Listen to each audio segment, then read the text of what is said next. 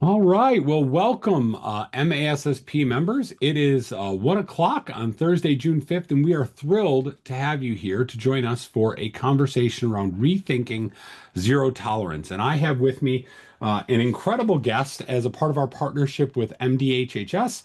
Amanda Gallagher is the tobacco policy consultant for the Michigan Department of Health and Human Services. She spent a ton of time around this topic, working with legislatures, working with schools, and working with the Department of Health and Human Services on a topic that I know must be good because we have a number of you joining this and still signing on in this, what is the last week of school, which we know is an exceptionally busy time for principals.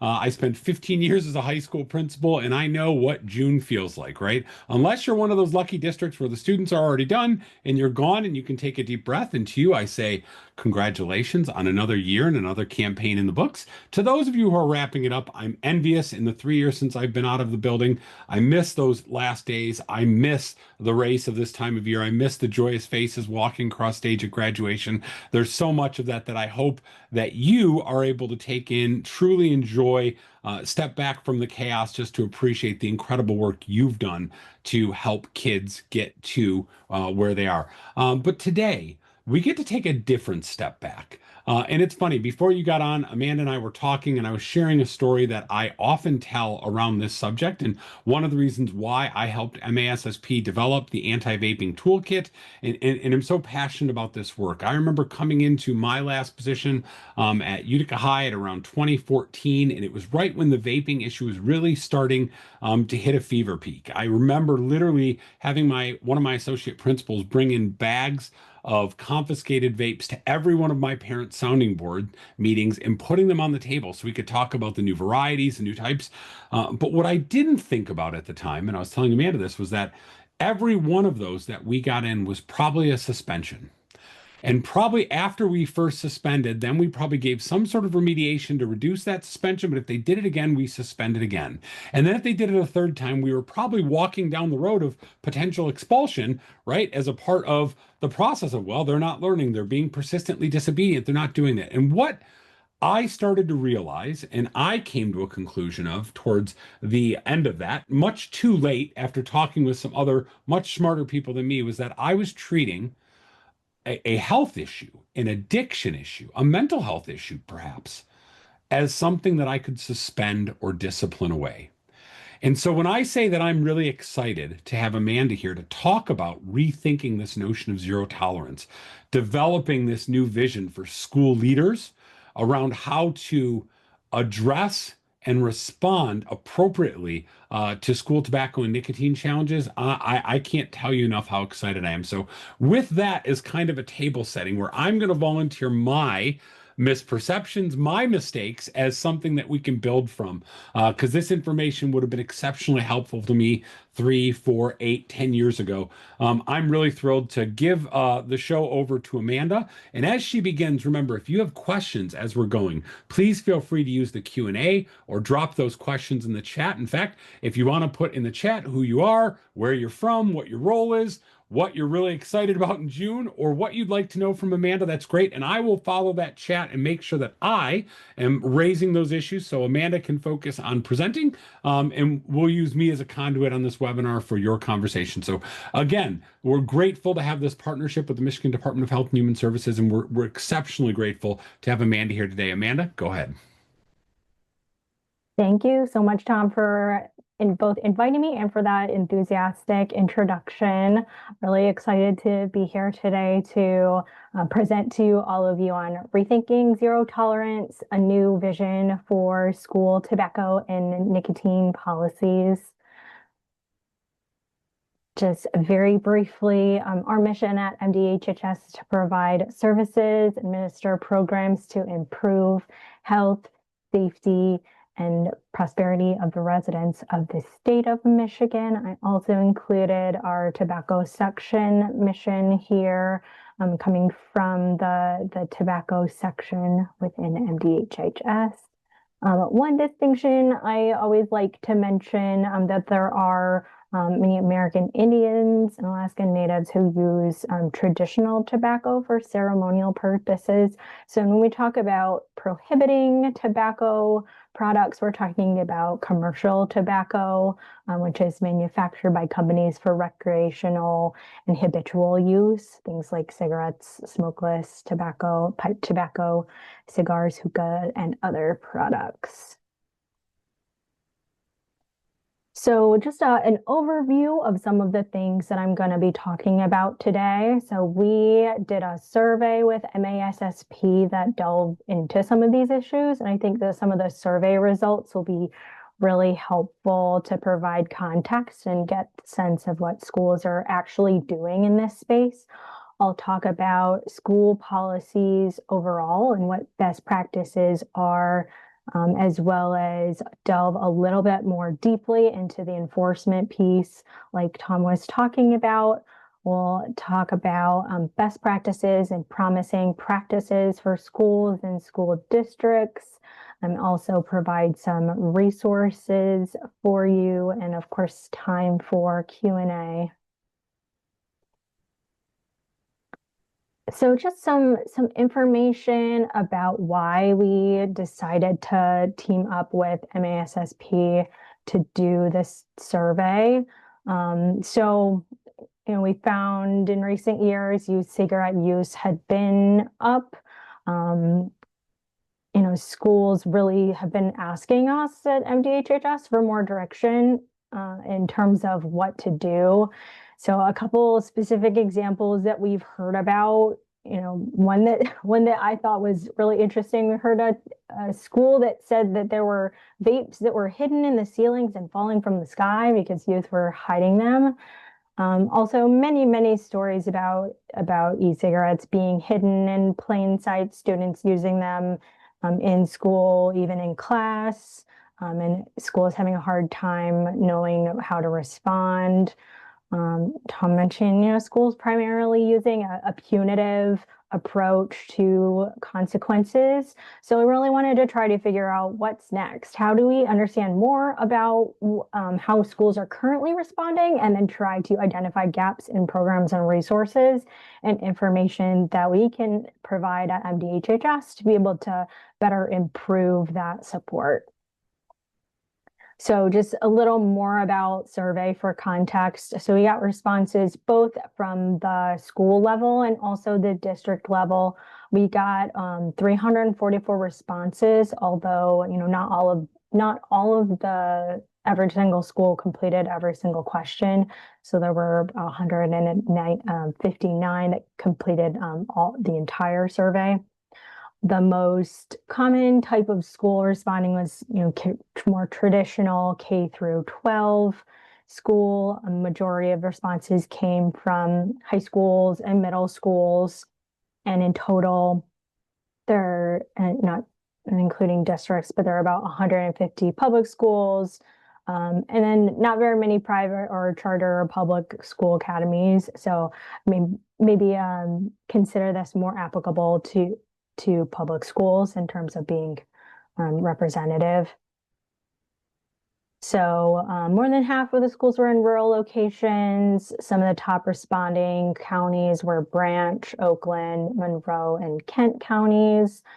The survey was completed by staff in various roles, mainly principals and superintendents, but there were other people as well, particularly some in more health-related positions. Makes sense that they would be maybe more familiar with some of the vaping policies. So, delving into what the survey said specifically about tobacco-free and vape-free policies, and I'm going to kind of go back and forth between what the survey said and what we recommend that people do. So, looking at policies, one piece of good news to us is that the vast majority of respondents said that they do indeed have a tobacco-free, vape-free policy, more than 95%. Most were, communicating the policy in some fairly obvious, common ways, like through student handbooks or within the code of conduct. And most have updated their policies within the last year or the last 5 years, although there were quite a few that hadn't. that hadn't updated their policies in a while. So I think one helpful way that we try to think about policy is by these broad categories on type. So the most common category that we found among people who responded to our survey were schools that had a policy that prohibited tobacco and vaping both on campus and off campus 24/7. There were still quite a few that only about 35% still only covered on campus use and might have allowed off campus use. You know, if you're traveling with a sports team or doing any other type of school or district sponsored activity off campus, then they weren't explicitly covered.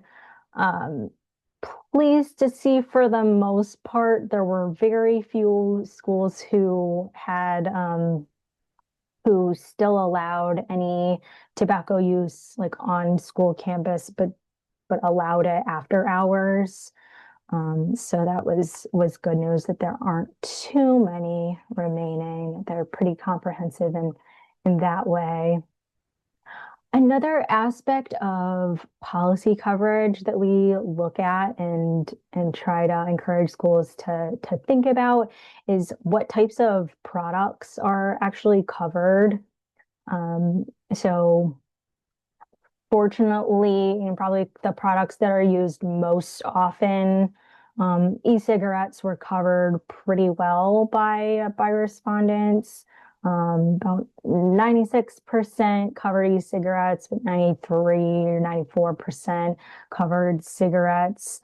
There was some room for improvement with some of these other products. I think one I want to pull out in particular, and we'll talk a little bit more about later, is non-tobacco nicotine products. So these are things, they're not technically made of tobacco, but they still, they contain a lot of nicotine, and these are not super popular yet, or some of the non-e-cigarette products like this, but I kind of have an eye on them because some of them, like the nicotine pouches, are very subtle flavor, really high levels of nicotine. So it's just something to kind of worry about with youth, since they are often kind of targeted and marketed at youth. Also just generally encourage like comprehensive coverage of all of these different products. Also, one thing to point out was the really low rate of protecting sacred tobacco use, and I'll talk a little bit more about that in a minute.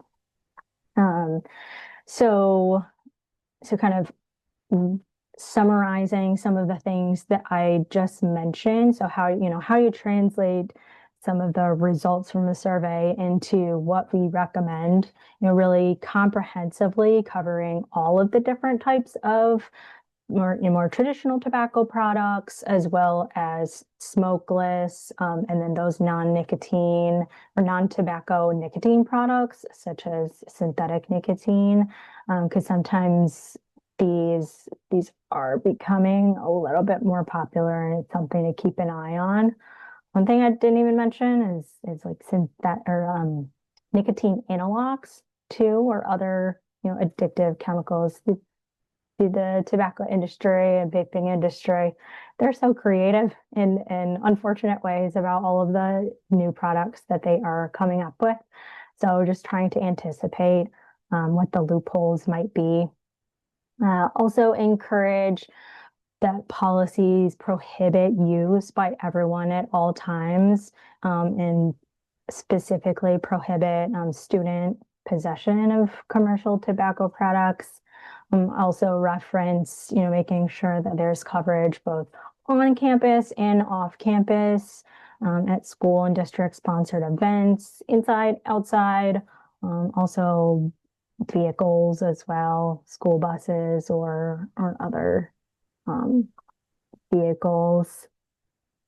And I referenced that lower rate of protection of sacred use of traditional or ceremonial tobacco Ceremonial tobacco is really important to many people who are members of tribes. You know, Michigan has 12 federally recognized tribes, and many people who do um, use tobacco in a ceremonial way. I think one example is I've heard a story where a school tried to take away a student's medicine pouch. Like it's not, they weren't, they weren't trying to light anything in class, but it was a medicine pouch they were wearing that had ceremonial tobacco in it. And we want to try to provide exemptions for things like that. Um, and I will mention that it is protected under federal law. And we can also kind of help with tinkering with more specifics of language if that's helpful. So also recommend having an exemption for FDA approved cessation products and also clarifying that there have not been any e-cigarettes that have been approved to help people quit at this time, but there might be nicotine replacement therapy or other types of medications that people might have. For students, you probably want to follow whatever more medicine policy that you have for how to treat those. In terms of having that exemption for sacred or ceremonial use, I mentioned possessing sacred tobacco in a medicine pouch. Sometimes schools will allow ceremonial use as part of a powwow on school ground. And one example of how that might happen is if there is an offering for things like that. It's fairly common for schools to have sort of an authorization process in place. Sometimes an offering will also be made maybe as part of an educational lesson about tribal or indigenous culture.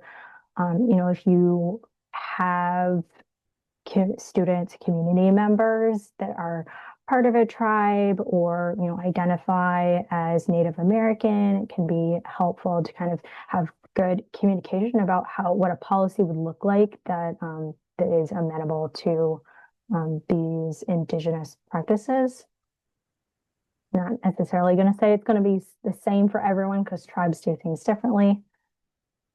Some other policy components to make sure to include are, I feel like a lot of these make sense, are pretty non-controversial, but people just it may not occur to everyone.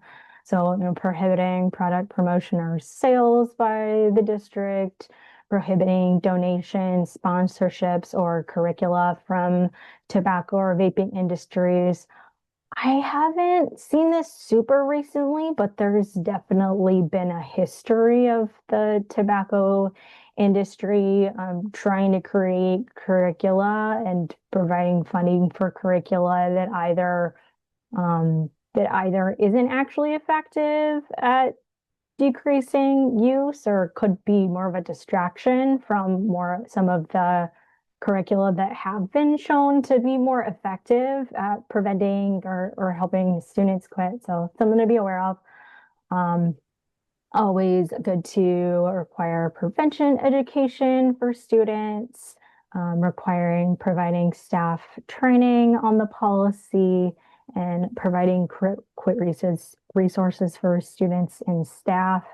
And if providing resources is nerve-wracking because resources sometimes mean money, we can talk a little bit more later about some free resources that we offer.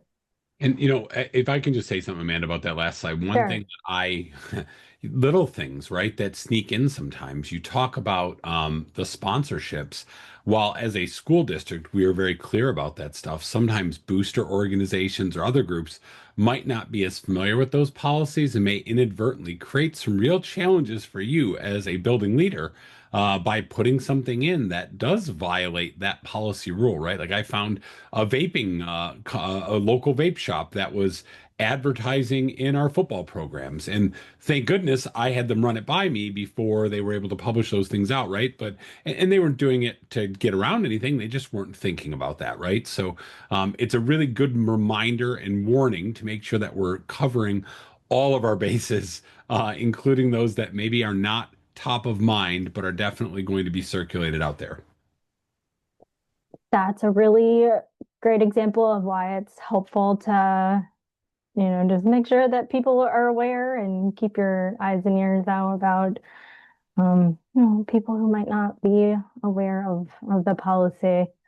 So, so going back to the survey that we did, we wanted to learn more about how are schools actually enforcing their tobacco-free policies. We learned that upon even the first offense, consequences were pretty punitive. A majority of schools or districts had, kind of immediate out of school suspension. Most commonly, it was 1 to 3 days, about 74%. Um, if it was greater than 3 days, 5 days was most common, and then a few, but not very many, did more than 10 days. It was also fairly common to suspend from sports or other extracurricular activities. Also, some involvement from legal authorities and school resource officers. Having no suspension on the first offense was pretty rare. Only about 9% of the schools that responded to us said they didn't do suspension on the first try. One of the things that really shocked me in particular was how many schools are referring students to quit resources. It was only about a third. And that's a third of, I feel like that's a huge missed opportunity of even just a referral. So it's not necessarily a program that's even hosted by the school. It could be, trying to encourage that they participate in a free resource by MDHHS or another, evidence-based quit program for youth. I was also saw that only about 1/3 of parents were provided with e-cigarette education, and it can be helpful to provide more information to parents and guardians when there's a youth violation, because unfortunately, sometimes parents are helping to buy the e-cigarettes for their children. Hopefully that's not most of them, but is something that we have encountered. We found that in terms of a second offense, the consequences tended to be more punitive than in the first offense. Only about 3% received no suspension, and the rates of out of school suspension and then higher amounts of suspension were a lot higher. A pretty significant number were referring to legal authorities, about 57%, and about 48% were suspending from sports and extracurriculars. And kind of similar in terms of a low, only about a third of students were referred to either educational programming or resources to help them quit. Yeah, and you know So what I mean? This is interesting data because we did our own survey back in 2023. So you got about 2 years between this. And just to show how static this process is, when I look back at our survey findings, which our MASSP members have access to on our anti-vaping toolkit site, which I dropped the link in the chat, we saw very similar pieces, right? With about 300 secondary schools surveyed, we found that, first offense, 90% of the actions taken by school was detention or suspension. About 61% of schools, first offense, it was suspension from sports and activities or extracurricular activities. For second offense, all of those numbers, just like you're talking about, rose, right? So we weren't talking about what we were doing to remediate. In fact, less than 40% were warnings or remediative behaviors.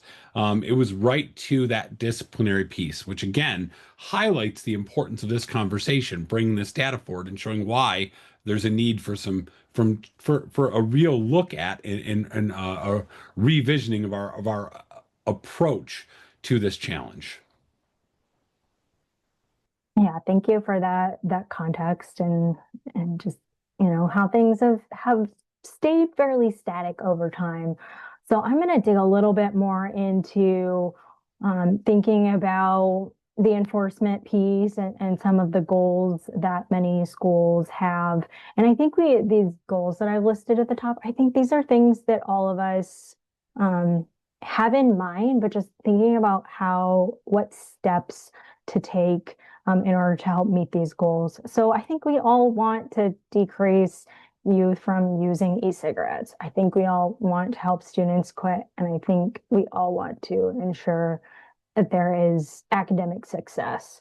So it's kind of a thought question about, I'm not going to make people answer this in the chat, but just sort of thinking about what types of actions actually move people, new students towards these goals. Kind of what Tom was referring to, does suspension actually decrease e-cigarette use? Does removal from extracurriculars actually, help students quit? What about prevention education, or what about education for students who are caught vaping? What is the effectiveness of actually referring to tobacco dependence treatment or other quit resources?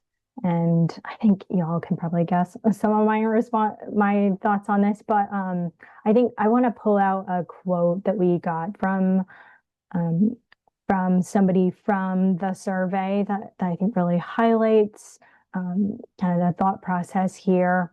They said, "We have been trying to provide a specific vape education in our school, especially the middle school. We also really interested in having some type of cessation programs to help kids quit. Suspensions don't help kids quit." So a little bit more on the role of punishment. So the research has found that punishment is not an effective way to treat nicotine addiction. I think putting things in context too, the tobacco and vape industries have done a lot to really target youth with marketing and promotions. So it's, they're kind of vulnerable to that marketing that really isn't in their favor, that tries to make them think that vaping is cool or widely accepted. I think some things to think about in terms of doing suspensions or expulsions or exclusions for activity or referrals to law enforcement, are thinking about like what are some of these things doing? One important piece that I like to think about is that these actually remove students from supportive adult supervised environments that are tobacco free and vape free. I don't think I included this in the presentation, but there's a research that one of the main reasons that students report vaping is because they're bored. And so if you're excluding them from activities, taking them out of school, maybe they're old enough that they're not necessarily home with an adult. So they're home by themselves. They're probably going to be bored, and which is lending itself to one of those leading reasons of why students vape. Other reasons that students vape are also dealing with anxiety and stress, and getting suspended and excluded from activities also can exacerbate that factor. Suspension also decreases access to resources for longer term academic success. And unfortunately, some of these consequences are also applied inequitably, more likely to apply to um, racial and ethnic minorities. And also they can, involve referrals to law enforcement can increase the likelihood of long-term involvement with the justice system. So, some of the supportive consequences we found are more likely to result in students being able to quit, like prevention education, and specifically, tobacco dependence treatment programs to help with the addiction piece. I thought it was interesting too in the research that punishing students more severely is not connected with lower student product use. So I thought it was interesting. There's research that suspension is associated with more being higher likelihood of using substance use in general, but also using tobacco or nicotine products. And some using only punitive measures can cause students to distance themselves from their education. So these are, a lot of reasons why just to think about how we can try to integrate more supportive measures to really get to that goal of helping students quit for good, or addressing the underlying reasons for why they're turning to substance use in the first place. One resource that we offer is a sample code of conduct that has a specific list of different steps that schools, districts can take in order to respond in a more restorative way. Some examples of the types of things that are listed. It's a more preliminary steps, obviously confiscating the product, notifying parents and caregivers, sharing education and quit resources, kind of as things escalate, or maybe there are more problems, more formally having, collaborative conversations with school staff, requiring participation in an evidence-based education or quit program, having a corrective action meeting between students and their parent or guardian and key staff, recommending alternatives to suspension and avoiding activities that exclude students from healthy environments. I also wanted to add a note on vape detectors, since I know that these have been more popular in recent years. So among, I don't know that I included the data in here, but among the schools and districts who said that they had vape detectors, about half that they were helpful and half that they weren't helpful. So I thought that was interesting, just to hear it directly from the schools about the vape detector piece. So it seems like very hit or miss as to what schools are actually thinking about their effectiveness. There also isn't any research that shows that they actually result in lower e-cigarette use. They can be really expensive. I've heard schools say they break easily, and students are super smart. When they know that there is a vape detector in a certain area, then they will either do things specifically to avoid those areas or use other techniques to, vape more stealthily in those areas. Like one that makes me really uncomfortable is hearing stories about students where you like inhale and then just never exhale, which sounds like painful to think about doing that. Or I've heard of students like vaping into the toilet while you're flushing the toilet in order to evade vape detectors. So they also create a culture of surveillance and distrust. And I feel like, if there were an environment where a student did feel really stuck and addicted and wanting to quit, it would not be an environment where they would feel like they could seek help with that. A couple of quotes specifically from school districts. Somebody mentioned that they have a lot of false positives and students have a lot of places that they can hide a vape, and have a hard time finding a vape on a student.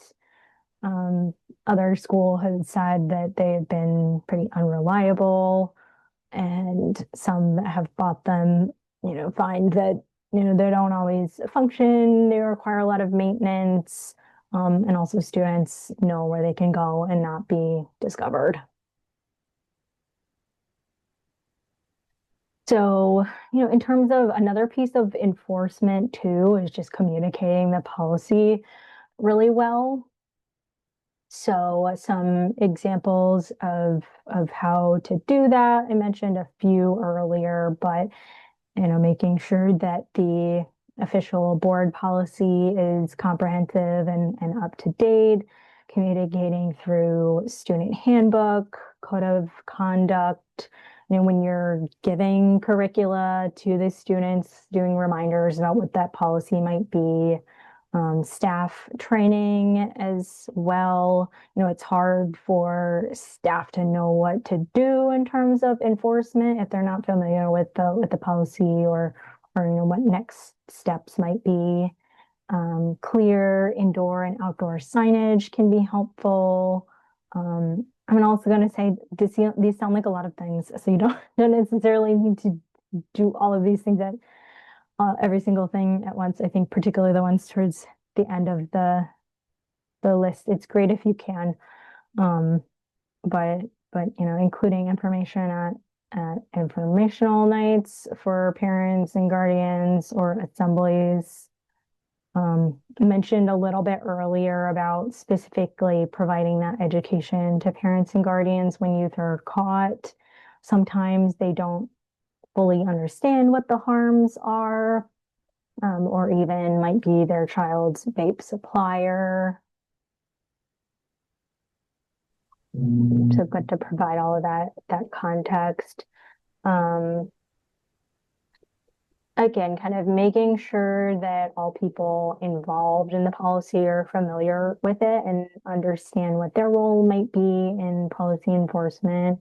It's also good to think about, what's the enforcement plan, and then trying to do that consistently to ensure that there's fairness across all students who might be caught vaping. Also good to revisit the policy every few years. As I mentioned, tobacco, vaping industries, super creative, always coming up with new products. I've heard, let's see, there's some, I'm not going to go into this in a lot of detail, but just newer products that I've heard about lately are things like so-called wellness vapes. I guess spoiler, they're not actually very, very good for you, but they're marketed like that.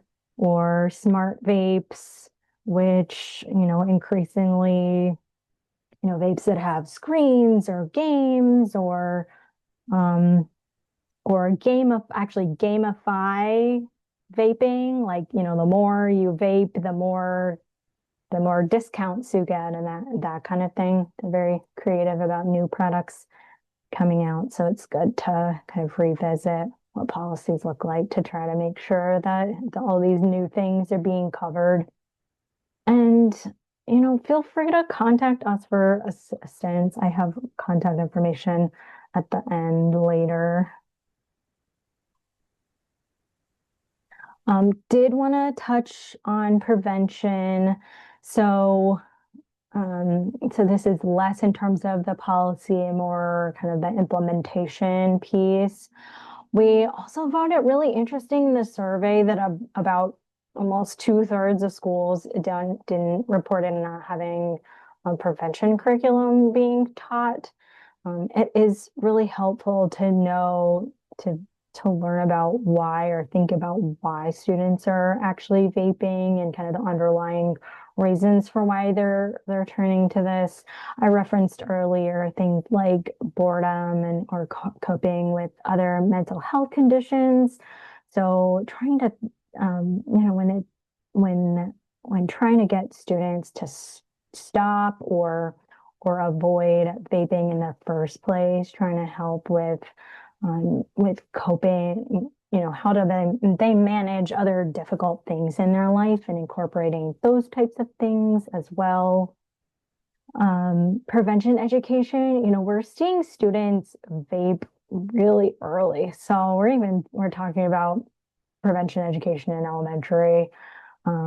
Its middle school rates are going up according to data from the survey that we do called the Michigan Youth Tobacco Survey.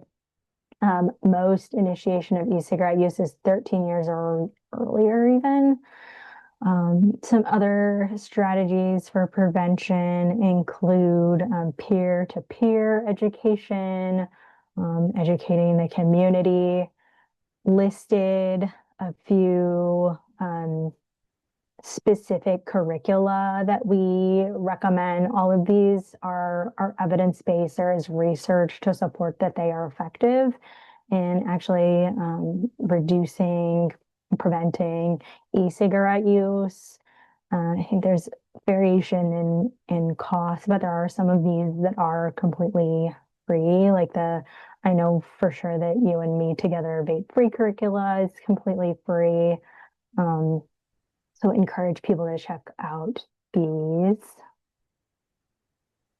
Also, in terms of Amanda, I should ask really quick. I'm sure you'll share sure. the slides, but also for our members on the webinar, the anti-vaping toolkit has all of these pieces on there. And obviously, as we get new resources from MDHHS, we try to populate that with more. So we have a whole section of free resources and curriculum-based resource that you can integrate in because it's a very heavy lift. As you said a minute ago, not all of these things can be done at once. So, thank God policy and a lot of that stuff's already taken care of. But where we can have that real immediate impact is what are some things that we can start bringing in to, courses, to seminar periods, to other places where this might fit. So thanks for bringing those up. Yeah, thanks for highlighting that toolkit. So it's a great way to get all of these resources in one place. I highlighted a few, but there are far more. I didn't want to have entire slides that were just links to all the resources.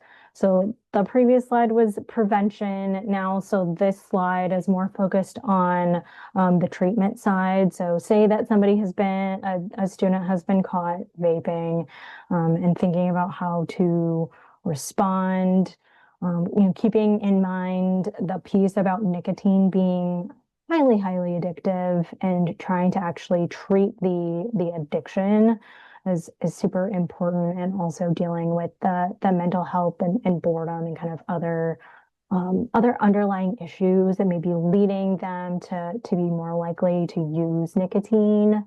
Already talked a lot about avoiding some of the punitive measures. There are a couple of curricula that they're particularly helpful for alternatives to suspension. These two are specifically designed to be alternative to suspension, in depth, and then Healthy Futures nicotine. Just kind of as a side note, there is also a Healthy Futures related to cannabis, since vaping or using, other cannabis products, vaping THC or using other cannabis products have been becoming, unfortunately, a lot more popular in recent years among youth and young adults. So that's another one. Also talking about tobacco dependence treatment options. In a second, we'll talk a little bit more about My Life, My Quit. There's also a specific curricula called Not on Tobacco. This curricula is more focused on the cessation piece, it's really treatment, whereas the alternatives to suspension are trying to get youth in that direction, but sometimes it's hard to use a treatment option for somebody who isn't quite ready to quit. So it's kind of a bridge to try to encourage students to be in that direction. And then once they are ready for cessation, focusing on some of these other programs. So treatment options, the main one that I'm going to highlight is called My Life, My Quit. It is a program that is funded by the Michigan Department of Health and Human Services, is a youth-focused quit program for 13 to 17-year-olds. For students who are under 13 would need parental approval to participate. It is free and confidential. They can start using either going to the website or using the text or call numbers. Not necessarily going to read all of these other resources to you, but there are many, many other resources to support tobacco dependence treatment. We'll also mention, in case it's helpful, the My Life, My Quit program does provide basically a certificate of completion once youth have completed that. It's not necessarily something you do super fast. Like you shouldn't try to rush through the quit program just to do it. But it is very helpful in terms of the ways that they have adapted it to try to be really accommodating for youth. They can participate either in an online way or through texting or calls. It's sort of flexible based on what youth are most comfortable with as a strategy. And they actually are just recently completely overhauled their website as well to be a little bit more, I like to think of it as sort of like Duolingo for quitting e-cigarettes and nicotine and tobacco products, a little bit more direction in terms of what types of steps to take and things like that to be more helpful for people. So encourage you to take a look. They also have a lot of free resources and posters on their website as well that schools could post. One other note, since this question comes up a lot, our survey found that very few schools are properly disposing these products, which is kind of scary because nicotine is a hazardous substance and can be pretty dangerous. Also, the lithium ion batteries can, if not disposed of properly, can catch on fire. So actually, it's a resource that is really brand new that I did not include in this presentation because it just came out last week, but we'll share that with Tom. And there's new guidance on how to properly dispose e-cigarettes, which is not in the regular trash. So, safe disposal, not regular trash, not recycling bins. Again, kind of the key pieces that are concerning are the battery, lithium-ion battery, and the nicotine. We recommend taking them to household hazardous waste. It says free to residents, but sometimes when you have a larger quantity of things, I've heard stories about these programs like charging schools a fee, unfortunately, which is definitely a challenge. But disposing these properly can prevent fires and also leaking of toxic chemicals. Some steps for safe disposal, finding the proper location for disposing of them, making sure to turn off the device, remove battery, placing in secure and properly labeled containers. I actually recommend for the devices and the batteries, putting them in separate bags so that they don't, like if they leak, it's not leaking onto each other, and they're not like leaking into the container, but contained in individual plastic bags. And then recommend bringing them to the household hazardous waste locations.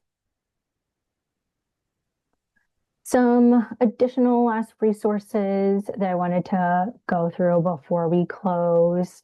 So MDHHS can provide a lot of support on all of these different things. We have training and offer trainings like this. You can offer one-on-one technical assistance to both district level and individual schools, can help to look at your policy and see if there might be opportunities for strengthening it. We also work closely with the Public Health Law Center, who can help with more the legal technical assistance piece of things, and have model language that we offer on our website. Many other resources to support policy and program implementation, and also can provide printed quit materials for youth and staff. And my colleague Grace, who is focused a little more on kind of the education and implementation side, has been working on a toolkit that is in progress.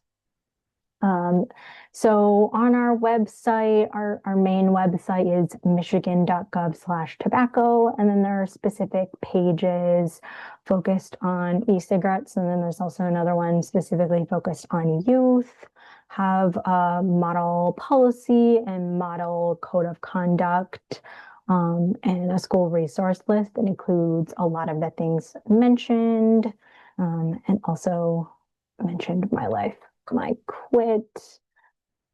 If anybody's interested in the e-cigarette work group, my colleague Grace hosts that every other month. So we could add you to the listserv to receive when those come out. And we give out a quarterly newsletter related to e-cigarettes. As I mentioned, there are some different toolkits in progress. If you want to join our newsletter, you can be notified whenever those get released. And we have so much on our website that I encourage you to take advantage of. So just wanted to end with a few questions to reflect on, encourage people to maybe put it in the chat. So what is one idea or resource that you'll take away from this presentation? And then maybe what is one thing that you could do in the next 6 months to reduce the youth e-cigarette use in your school? I will say that I think there's just a wealth of resources on the MDHHS site, as well as those that we've accumulated to support that work and as a result of that partnership. But the one thing that I'm glad you brought up, Amanda, is that e-cigarette work group I've been a part of for the better part of the last year or so. And while I don't get to go to all of them, I always get the follow-ups, and I get that newsletter, and I get the recordings, and really just some great information and really rich dialogue that might help people think around different challenges and opportunities that might not be obvious at first, because while we're living in the moment of dealing with a kid has a vape, a kid has a cigarette, there's something in front of us that we have to manage now. The folks that are part of this group are really thinking more long term. They're able to play a little more chess rather than checkers, and can think 5, 6, 7 moves ahead. And I think some of that information is just so great to step back and gain perspective from, and to help us move forward. But I think the other part that I hope many people took away is this idea that it's not just about disciplining this away. It's really about adjusting and thinking about how we can help a student manage what is a real problem that they don't want to have, right? Like you talked about, boredom was a thing that caused this. And then we're suspending kids and sending them home where they're unsupervised, unstructured, and probably bored, watching YouTube videos and back on their vape that mom or dad don't know how to get, or they're having delivered to their house. So you've really just raised some exceptional ideas for folks to process and think about. It's funny, one of the comments in the chat was, I didn't even know there were vape detectors, right? And one of the challenges are some of those things I think are low hanging fruit too, where we have it. I've talked to a lot of principals that have used them, and what they say is it was real fun at first, and then it would became was chase, hide and seek, right? And it led to exactly what you said. Lots of bills for plumbing because kids know they're going to get caught, so they immediately flush them down the toilet. It's clogging toilets, it's creating other challenges. So we keep trying to discipline or react this way rather than being preventative and thoughtful, integrating curriculum into the work that we do, try to help kids make those better decisions and lead forward. So, a lot of just great information that you've provided to help our school leaders think about this a little differently, maybe shift our perspective a little bit so we can move forward in a way that really benefits our kids, which is the whole point. So I really want to thank you for that and for that perspective and for MDHHS's partnership with us at the Association for Secondary School Principals. It's really invaluable. So thank you so much. Thank you. And yeah, I appreciate you adding stories about or the additional context around vape detectors. And I agree, it can be, school. I've noticed a lot of schools buying them and hoping that they'll be helpful, but it's not a panacea, and can result in other challenges. I can't count the number of times I've heard stories about like students who aren't vaping being afraid of using the bathroom while somebody else is Yeah, vaping, yeah, it's like, very real. resulting in, somebody being suspended because they were using the bathroom as opposed to actually because, we get, Yeah. so, so it I can don't think create you're other wrong. You're hearing the challenges. same stories I am. So it definitely affirms this idea that we can't just we can't keep punishing it away, and we're not going to get ahead of it by trying to react to it. We're going to get ahead of it by trying to be preventative and thoughtful and really meeting kids where they are and what they need. So with that, I want to thank you for your time today. As always, these are recorded, and if for our members, if you go to our events page, or anybody who's not a member, because they're free webinars, they will be publicly available, so they can be rewatched later. If you're like, I remember this idea and it came up, and I want to see that slide, but we'll have the slide deck if Amanda shares it with us on there as well. But I want to thank you all for your time in this very busy time of year. I want to wish you all a great end to your school year. I hope these last couple weeks go well. And then I hope you're off to sunnier, warm places with little, umbrella drinks and all that fun stuff that comes with the summertime. If you're one of those folks that had summer off, I don't know what that's like. For many of you, we'll see you in June. Later on this month at EdCon up in Traverse City. But until then, I want to thank everybody for their time again. Thank Amanda for her expertise. And again, we're grateful to partner with MDHHS on these webinars and more to come in the fall. So stay tuned. Amanda, thanks again. Everybody have a wonderful day. We appreciate you and what you do for kids. Thanks so much.